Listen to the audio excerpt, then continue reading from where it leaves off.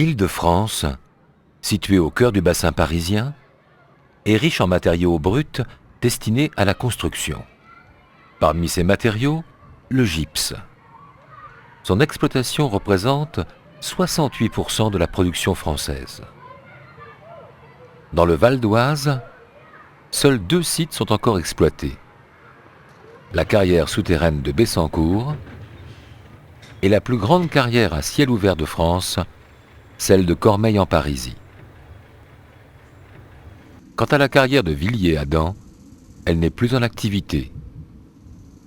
Elle est en cours de comblement. L'État, les collectivités territoriales et les exploitants ont pris conscience des bouleversements qu'induisait l'activité plâtrière sur le paysage. Les conséquences sur l'environnement, immédiates et à long terme, sont aujourd'hui prises en compte. Quels sont les moyens mis en œuvre pour gérer ces espaces devenus sensibles ?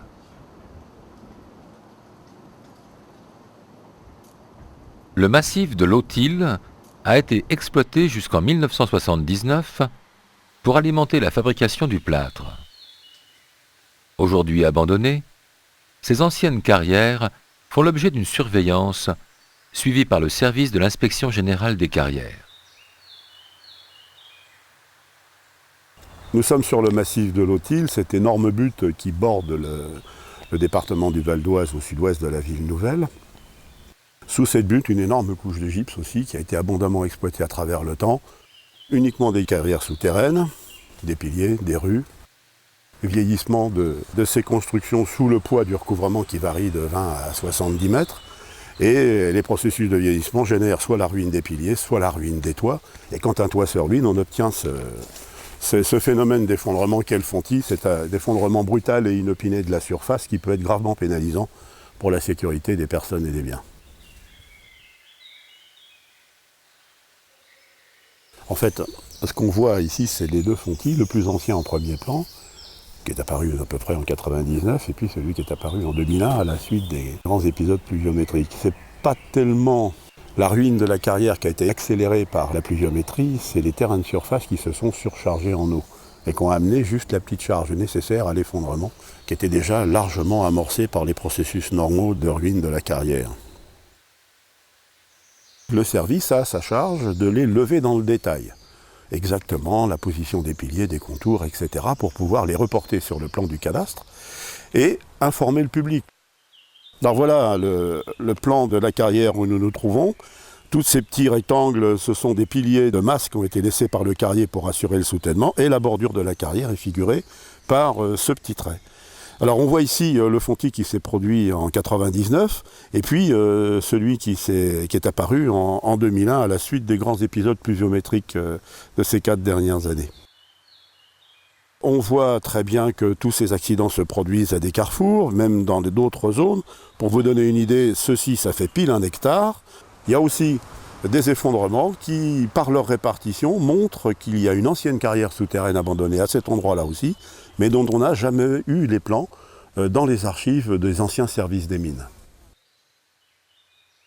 Et ce qu'on voit, c'est uniquement la manifestation de ruine de cette carrière qui doit être complètement effondrée sur elle-même, puisque les fontis contiennent de l'eau et c'est en fait la matérialisation du remplissage de cette cavité à la fois par les matériaux effondrés et à la fois par l'eau de la nappe générale qui vient se perdre à l'intérieur de ces éboulis. Donc on ne s'attend pas à avoir dans ce quartier-ci des fontis nouveaux. D'ailleurs, l'historique qu'on en a depuis la création du service montre que ce quartier n'a absolument pas évolué, contrairement à proximité où on a des carrières un peu plus récentes qui sont en train d'évoluer vers la ruine.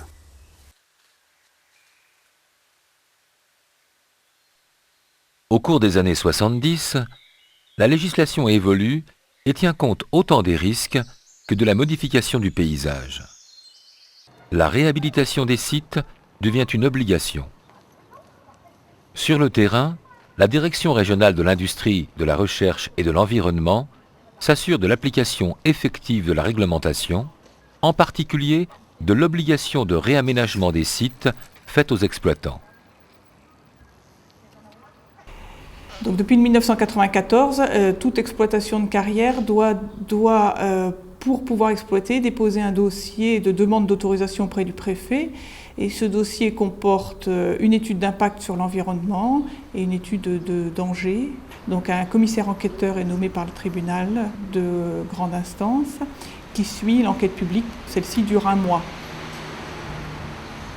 Donc l'exploitation est donnée pour 30 ans. Chaque fois, un arrêté d'autorisation est donné pour 30 ans. Il peut être donné pour une durée moindre. Et dans cette période, l'exploitant a l'obligation de réaménager complètement sa carrière. Ce qu'on demande juste, c'est qu'effectivement l'exploitation soit phasée, c'est-à-dire que l'exploitant réaménage au fur et à mesure où il exploite. Qu'on ne se retrouve pas avec un énorme trou et que l'exploitant ensuite ait des soucis parce qu'il ne trouve pas les remblais suffisants pour réaménager. L'option qui a été prise dans le Val d'Oise, c'est que l'ensemble des carrières sont réaménagées complètement, remblayées. Qu'elles soient à ciel ouvert ou souterraines, elles sont remblayées. À partir du moment où Cormeilles commencera à réaménager en matériaux de l'extérieur, ils auront l'obligation de faire une traçabilité de ces matériaux en remplissant à chaque entrée de camion un bordereau avec l'origine des matériaux, le nom du transporteur, le numéro du camion et l'endroit où ces matériaux seront placés dans la carrière. Quand on va faire un contrôle, on peut vérifier ce registre, le registre des remblais, et quand on connaît un chantier douteux, on sait exactement où les matériaux se situent dans la carrière et on peut demander à l'exploitant de les enlever. Ce qui importe surtout pour l'environnement, c'est que le site soit réaménagé et mis en sécurité, de façon à ne pas apporter de risques et de dangers à la population. Et puis, bien entendu, il y a tout un volet paysager dans l'étude d'impact déposée par l'exploitant qu'il a l'obligation, enfin l'arrêté lui impose de réaménager conformément au dossier qu'il a déposé. Donc l'aspect paysager a été vu au moment de l'enquête publique et approuvé à ce moment-là.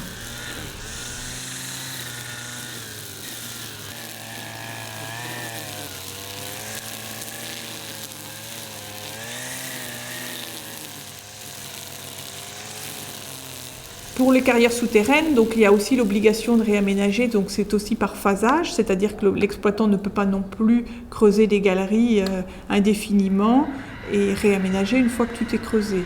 Il a l'obligation de réaménager en même temps qu'il exploite. Dans l'arrêté d'autorisation, il a l'obligation de réaménager au moins le même volume qu'il a exploité sur une durée de 3 ans. Cette obligation de réaménager ne date que de 1970.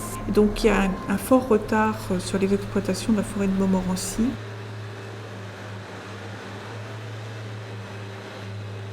L'exploitant arrive à entrer à peu près le même volume de remblais qu'il exploite à ce jour. Là, il va falloir qu'il essaie de trouver plus de remblais pour pouvoir aussi rattraper le retard qui avait été pris avant. Cela dit, c'est une obligation par son arrêté préfectoral. Il doit aussi respecter le phasage qu'il avait donné dans son dossier de demande d'autorisation. Et s'il ne respecte pas son phasage, l'inspection des installations classées pourra prendre des mesures ou pour stopper l'exploitation en attendant qu'il réaménage ou prendre des mesures pour limiter l'exploitation si elle ne la suspend pas.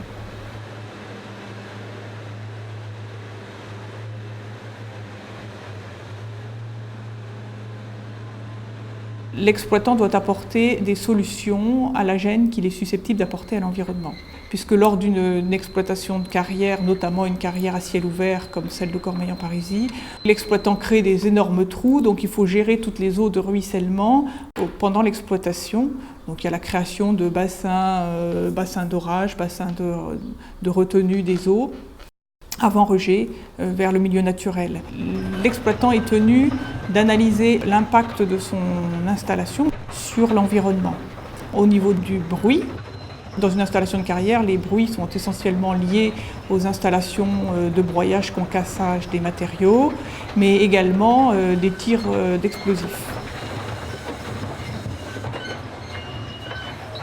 L'exploitant doit aborder dans son étude d'impact tout l'impact que peut avoir la poussière générée par sa carrière et tout ce qui est phénomène de vibration lié au tir de mine.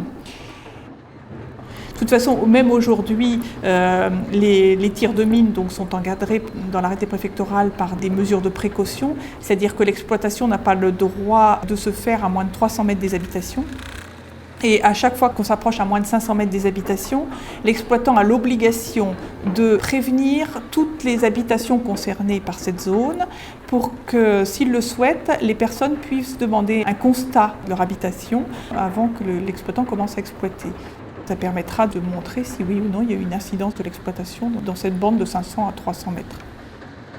Les mesures montrent qu'on a rarement dépassé 2 mm par seconde en vibration. La réglementation nationale estime qu'à 10 mm par seconde, il n'y a aucun risque. Et l'arrêté préfectoral impose à l'exploitant de ne pas dépasser 5 mm par seconde. Donc on peut dire qu'aujourd'hui, on n'a aucun souci avec les tirs de mine.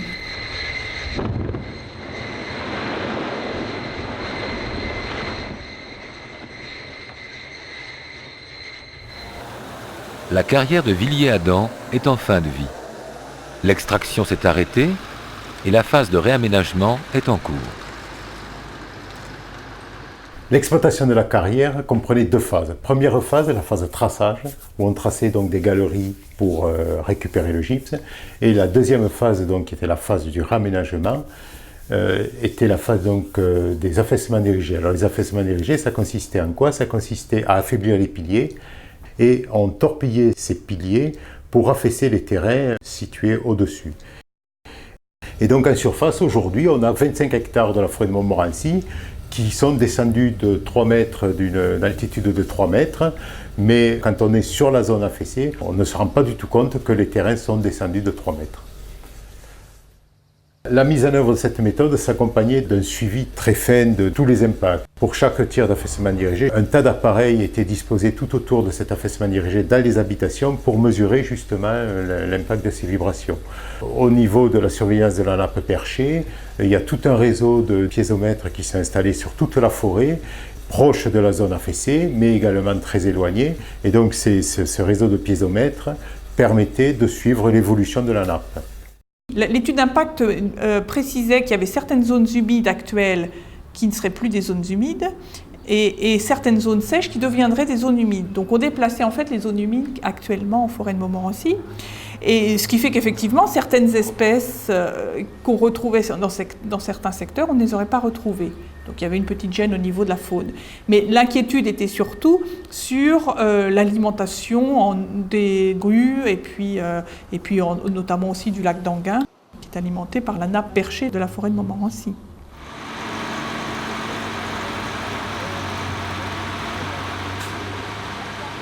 Depuis 1996, où on a arrêté la mise en œuvre des affaissements dirigés, le raménagement de la carrière a continué par du remblayage. C'est un programme qui comprend la mise en place de 1 500 000 m3 à peu près de remblais. La quasi-totalité de ces remblais donc, proviennent de l'extérieur. C'est des remblais qui sont des terres inertes et qui arrivent sur le chantier par camion routier, qui sont stockés à la surface ici et donc seront mis en place dans les galeries souterraines. La partie réaménagement des galeries souterraines, qui a donc démarré en 1997, doit se terminer en 2006. Donc en gros, aujourd'hui, on a réaménagé plus de 75% de la partie exploitée. Il nous reste à peu près 25% à terminer sur les 3 ans qu'il nous reste. Alors l'étude paysagère qui a été réalisée en 1996 prévoit un réaménagement de la surface par des voies piétonnières et un belvédère donc, qui surplombera toute la vallée de Cergy.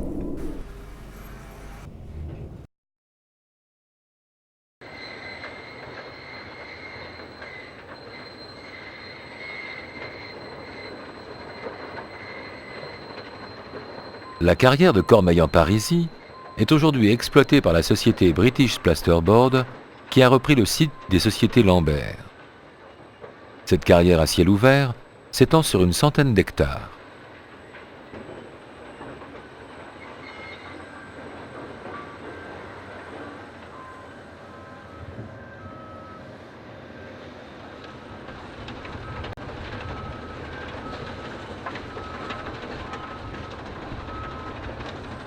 Le front, pouvant atteindre une hauteur de 110 mètres, surplombe un fond de puits qui couvre 40 hectares. Un ourlet de verdure, laissé par l'exploitant en périphérie, dissimule l'excavation et limite l'impact visuel. Les travaux de reboisement se préparent en parallèle à l'extraction. En effet, au fur et à mesure de l'attaque du front de taille, des flux continuels de tombereaux remblaient les zones épuisées en gypse. Ces terres proviennent des couches supérieures non utilisées et des marnes non commercialisées. Aucun remblai ne provient de l'extérieur. L'excavation migre ainsi d'1 hectare par an.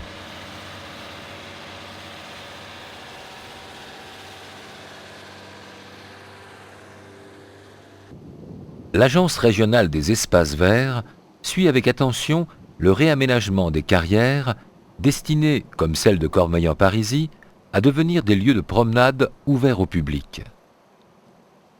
L'Agence d'espaces verts de la région Île-de-France, c'est un établissement public qui a été créé en 1976 en même temps que la région Île-de-France et qui a pour mission de mettre en œuvre la politique de la région en matière de protection des espaces naturels.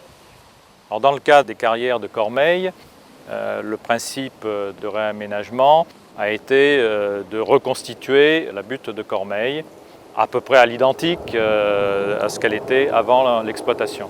Donc là, nous nous trouvons sur une partie qui a été réaménagée il y a déjà quelques années et qui a été remise à la région il y a environ 5-6 ans.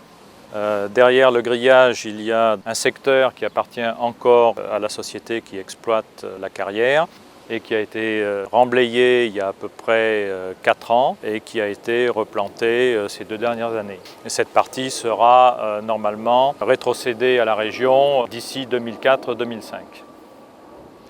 Donc l'agence est intervenue dans le cadre du projet de réaménagement, d'une part pour bien voir l'intégration au sein de l'ensemble du site, par exemple que les cheminements qui soient prévus à l'intérieur de cet espace se raccrochent à terme sur les cheminements à l'extérieur, aussi pour que les espaces reboisés s'intègrent dans le cadre de la butte. Par exemple, laisse des cônes de vision sur Paris et toutes les boucles de la Seine. Nous sommes intervenus pour le choix des essences, en essayant de privilégier d'une part les essences de l'Île-de-France et puis les essences adaptées à ce type de site. Alors dans les essences utilisées, effectivement, les essences sont extrêmement variées, depuis l'aulne, le frêne, le chêne, le tilleul, beaucoup d'essences très diverses. Aussi un certain nombre d'essences de sous-bois ou de lisière, du noisetier, du cornouiller, un certain nombre d'essences d'accompagnement. Et donc aujourd'hui, on se retrouve avec une mosaïque de milieux qui commence à montrer des signes très intéressants de diversité. On a pu voir cette année apparaître de très belles colonies d'orchidées, de la bruyère qui commence à se développer. On voit dans les zones qui ont été plantées il y a une douzaine d'années des semis naturels qui commencent à s'installer. On voit du chêne s'installant naturellement ou du châtaignier, un certain nombre d'essences. Donc une dynamique qui se met en place, qui présage, je pense, un développement futur, je dirais, fort intéressant.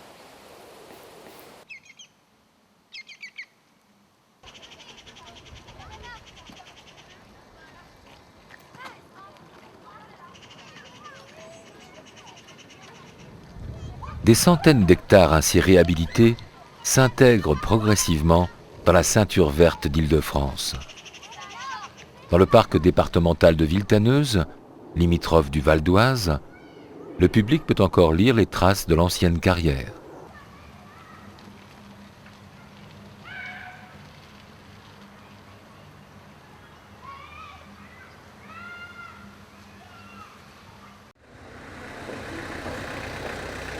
D'autres carrières ne seront pas comblées, car ces espaces souterrains ont trouvé une autre utilité. La carrière de Taverny-Bessancourt, affectée à des fins militaires depuis 1941, abrite depuis 1957, entre autres, le centre d'opération de la défense aérienne au sein de la base aérienne 921 Frères Mahé. Enfin, à Montigny-les-Cormeilles, des champignons de Paris poussent désormais à l'abri des anciennes galeries de gypse.